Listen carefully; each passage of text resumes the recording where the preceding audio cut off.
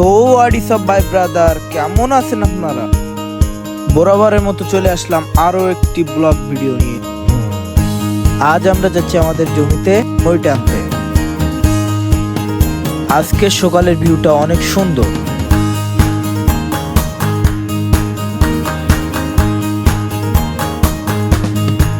আমাদের জমিতে যেতে হলে এই সাঁকোটা পার হতে হবে। সকালের কুয়াশার কারণে সাঁকোটা অনেক পিছলা হয়ে গেছে।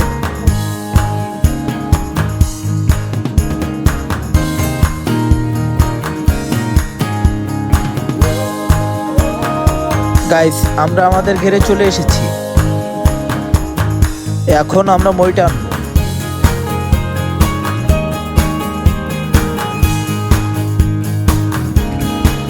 জলটা প্রচুর ঠান্ডা।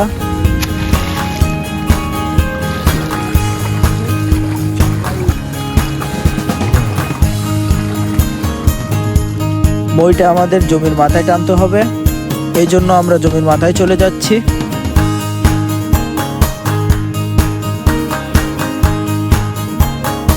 আমরা দুইজন এখন মই টানতেছি।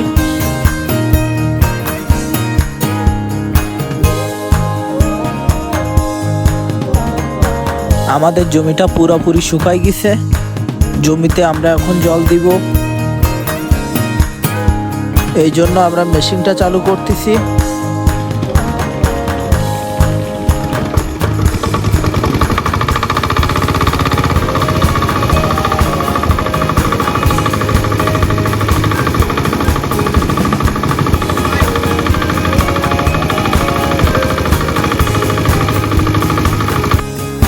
এবার আমরা চলে এসেছি আমাদের জমিটা লেভেল করতে। যেখানে যেখানে উঁচা মাটি আছে ওইখান থেকে মাটি নিয়ে আমরা নিচু স্থানে ফেলবো,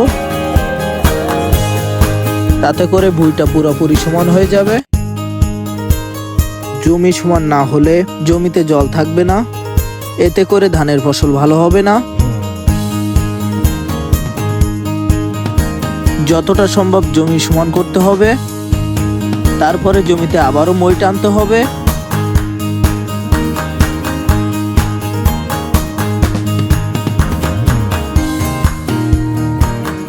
আবারও আমরা মই টানবো।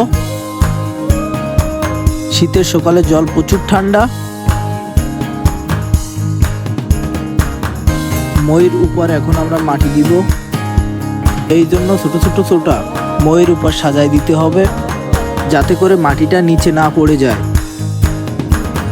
আমরা ভেড়ির উপরে শক্ত মাটি নিচ্ছি, কারণ নরম মাটি পানিতে গলে পড়ে যাবে। আবারও আমরা মই টানা শুরু করছি।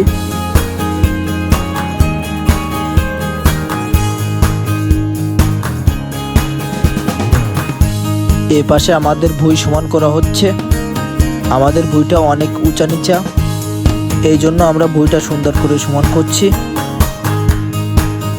এবার আমরা চলে যাচ্ছি জমিতে আল বাঁধতে, কারণ জমিতে আল না দিলে জমির পানি শুকায় যায়, এতে করে পাতা হলুদ হয়ে যায় এবং পাতা মারাও যেতে পারে।